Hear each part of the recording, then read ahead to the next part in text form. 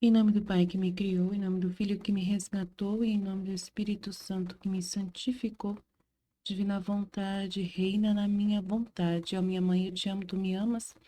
Dá-me um gole da vontade divina, minha alma. Me abençoa, Mãe, para que todas as minhas ações sejam feitas diante de vossos olhos maternais. Em nome do Pai, do Filho e do Espírito Santo. Amém. Vinde, ó Espírito Santo, vinde por meio da poderosa intercessão do Imaculado Coração de Maria, amadíssima esposa e nossa mãe. Amém. Vinde, ó Espírito Santo, vinde por meio da poderosa intercessão do Imaculado Coração de Maria, vossa amadíssima esposa e nossa mãe. Amém. Vinde, ó Espírito Santo, vinde por meio da poderosa intercessão do Imaculado Coração de Maria, vossa amadíssima esposa e nossa mãe. Amém. Pai nosso, que estais nos céus, santificado seja o vosso nome. Venha a nós o vosso reino, seja feita a vossa vontade, assim na terra como no céu. O pão nosso de cada dia nos dai hoje. Perdoai as nossas ofensas, assim como nós perdoamos a quem nos tem ofendido. Não nos deixeis cair em tentação, mas livrai-nos do mal. Amém. Ave Maria, cheia de graça, o Senhor é convosco. Bendita sois vós entre as mulheres. Bendito é o fruto do vosso ventre, Jesus. Santa Maria, Mãe de Deus, rogai por nós, pecadores, agora e na hora de nossa morte. Amém. Glórias ao Pai, ao Filho e ao Espírito Santo, como era no princípio, agora e sempre. Amém. Glórias ao Pai, ao Filho e ao Espírito Santo, como era no princípio, agora e sempre. Amém. Glórias ao Pai, ao Filho e ao Espírito Santo, como era no princípio, agora e sempre. Amém. Então, vamos lá, né, dando continuidade. Nosso tema é o capítulo 22 do volume 1. Luísa é impelida a ficar de cama por períodos de tempo. Acentua-se a incapacidade de comer. Pela primeira vez é chamado o confessor que a liberta do estado de petrificação. Depois de que passei algum tempo neste estado descrito acima, cerca de 6 ou 7 meses, os sofrimentos aumentaram mais. Tanto que me vi obrigada a estar na cama. Frequentemente se multiplicava aquele estado de perder os sentidos. E quase não tinha nenhuma hora livre. Reduzi-me a um estado de extrema debilidade. A boca se apertava de tal modo que não podia abri-la. E em algum momento livre que tinha, apenas algumas gotas de algum líquido eu podia tomar, se é que o conseguia. E depois era obrigada a devolvê-lo pelos contínuos vômitos que costumeiramente tinha. Depois que estive 18 dias nesse estado contínuo, mandou-se chamar o confessor para me confessar. Quando veio, encontrou-me neste estado de letargia. Quando me recuperei, perguntou-me o que eu tinha. Somente lhe disse, silenciando todo o resto. E como continuavam as moléstias dos demônios e as visitas de Nosso Senhor, então lhe disse, Padre, é o demônio. Ele me disse, para não ter medo, uma vez, que caso seja ele, o Padre vai te libertar. Assim, dando-me a obediência, perseguindo-me com a cruz, com o sinal da cruz, e ajudando-me a mover os braços, porque sentia todo o corpo petrificado, como se tudo se tivesse tornado uma só peça. Conseguiu que os braços retomassem o movimento. Conseguiu fazer com que a boca se abrisse e depois de estar imóvel para tudo. Atribuí isto à santidade do confessor, que na verdade era um santo sacerdote. Considerei-o quase um milagre. Tanto que dizia entre mim, veja, estavas prestes a morrer. Porque na verdade me sentia mal, e se tivesse durado esse estado, eu acho que eu teria deixado a vida. Se bem me lembro que estava resignada, e quando me vi libertada, senti um certo pesar porque não tinha morrido. Depois que o confessor se foi e eu fiquei livre, voltei ao mesmo estado de antes. E assim acontecia às vezes semanas, às vezes 15 dias e até meses, em que era surpreendida de vez em quando com aquele estado durante o dia, mas por mim mesma consegui libertar-me. Depois, quando era surpreendida com mais frequência, como disse mais acima, então os familiares mandavam chamar o confessor, pois tinham visto que a primeira vez tinha ficado liberta por ele, quando todos acreditavam que não me haveria de recuperar mais daquele estado. E em vez disso, até pude ir à igreja. Por causa disto, chamavam um confessor e então ficava livre. Nunca me passou pela mente que para tal estado se necessitasse o confessor para libertar-me. nem que meu mal fosse uma coisa extraordinária. É certo que quando perdia os sentidos, via Jesus Cristo, mas isto atribuía à bondade do nosso Senhor e dizia para mim mesma: Olha como o Senhor é bom para mim, que neste estado de sofrimentos venha dar-me força. De outra maneira, como poderia sustentar-me? Quem me daria força? Também é verdade que quando devia cair nesse estado, na manhã da comunhão, Jesus me dizia isso, e caindo nesse estado dele mesmo me vinham sofrimentos.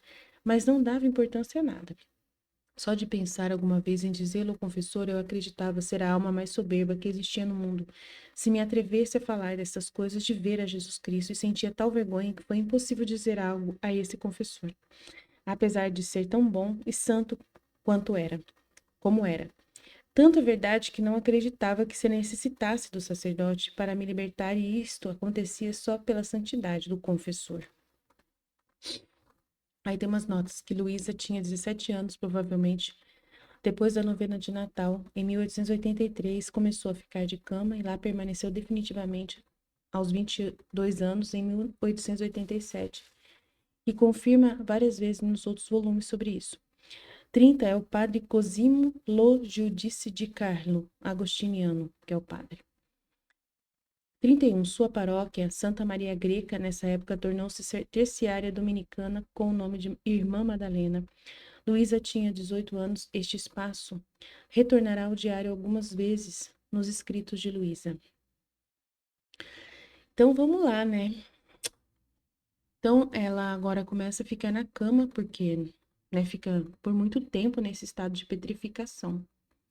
Então fica meses, 6 meses só nesse estado, meu Deus do céu, como que não morreu, né? Impressionante, né? Os sofrimentos aumentaram tanto que me vi obrigada a estar na cama, não podia mais sair da cama, né? Se multiplicava constantemente esse estado de ficar petrificada e quase não tinha nenhuma hora livre mais. Então constantemente ficava no estado, né?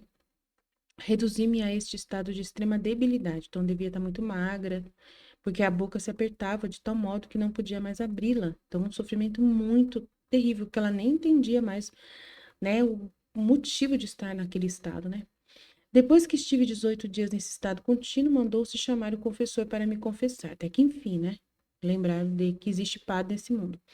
Quando veio, encontrou-me nesse estado de letargia. Já pensou, gente, se no mundo hoje as pessoas não chamar um sacerdote? Ai, que dor, né? Tomara que a gente continue católico para a gente sempre ter a possibilidade de ser visitado por um sacerdote, né? Porque quanta coisa que Deus pode trazer de bom através de um sacerdote. Ai, é tão importante ter, né? Ser católico, graças a Deus. Obrigado, Senhor, por isso. Quando me recuperei, perguntou-me o que eu tinha. Somente lhe disse. Ela falou, é o demônio, né? A única explicação que ela poderia dar, coitada. Porque ela não podia falar que era a visita de Nosso Senhor junto, né? Nessa realidade, porque ela ficava se sentindo a pessoa mais soberba do mundo, né? Então, ela tinha um certo de um respeito humano ali, né? Alguma preocupação de não, né, contar realmente o que acontecia com ela por dentro, né? Essa realidade de experiência com Jesus, ela escondia, ainda mais o sacerdote, né? E aí Jesus que teria que ajudar ela a se abrir com o sacerdote. Até então ela não tinha se aberto nem falado nada das experiências místicas que ela tinha, extraordinárias, né, de Jesus Cristo com ela. Nunca tinha falado ainda dessas visitas de Jesus para ela, nunca, com ninguém. Então, tudo é visto como doença pela família, né? Tudo é visto como, né, problemas mentais, nervosos, qualquer coisa, menos que é Deus que está permitindo isso, né? Nunca que eles iam imaginar que Deus está permitindo uma coisa dessa. Com certeza a mãe dela não acreditava que tinha Deus nisso de jeito nenhum, né? Só Deus na causa. Aí depois com o padre aí vai melhorando a situação dela, né? Graças a Deus. E aí foi interessante essa experiência de que ele veio, né, marcando ela com a cruz e ajudou ela a mover os braços. O corpo que estava duro, duro, duro como pedra começou a se mover. E era uma só peça, não podia nem mexer. Se mexesse, quebrava tudo, né? Então ela, com a ajuda do padre, conseguiu que retomasse o movimento natural do corpo. Uau, que milagre impressionante! E conseguiu fazer com que a boca também se abrisse. Uau, que incrível, gente. Impressionante. Jesus é muito interessante, né? Que ele usa do padre para fazer as suas obras.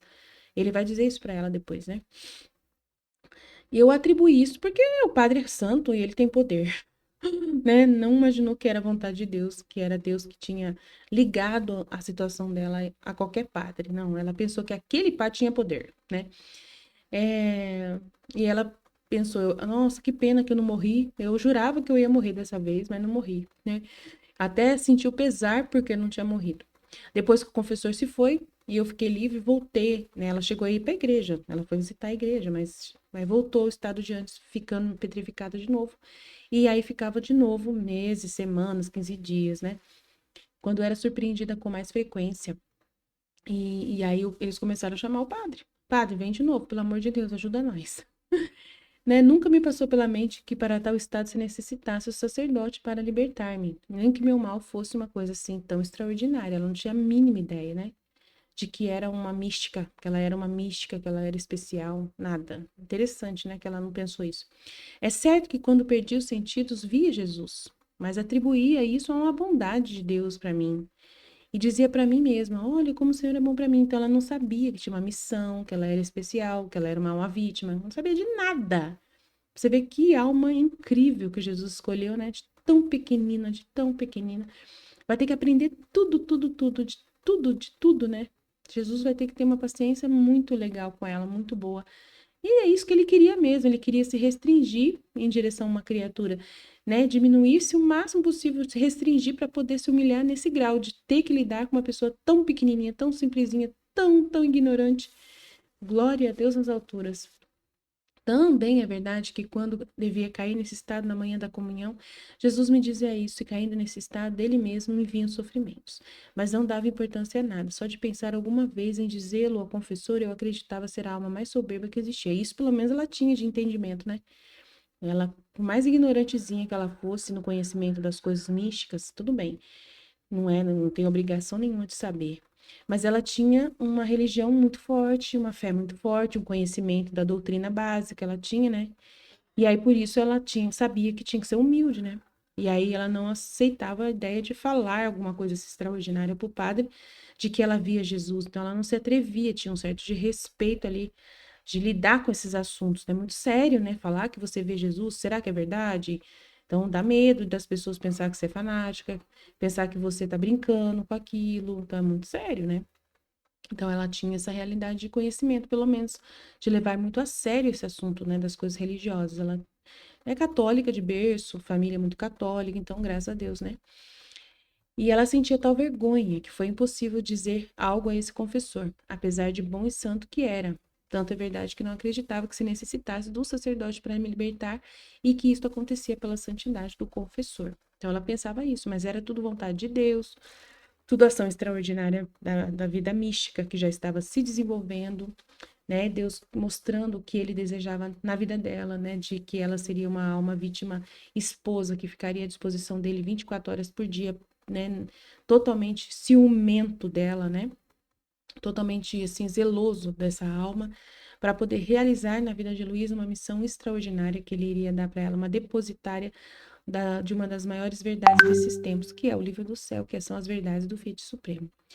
Pois bem, é isso. O que eu posso dizer desse tema é isso, né? Que ela passando por essas realidades, né? De sofrimentos e, né, de entender pouco a pouco o que é o estado dela aos poucos, ela está no processo. E aí a gente vai crescendo cada vez mais essa compreensão junto com a Luísa. Amém? Estivemos reunidos, continuaremos sempre no amor e na misericórdia desse Deus infinito e poderoso, Pai, Filho e Espírito Santo. Amém. Jesus, eu confio em vós. Deus abençoe e até mais.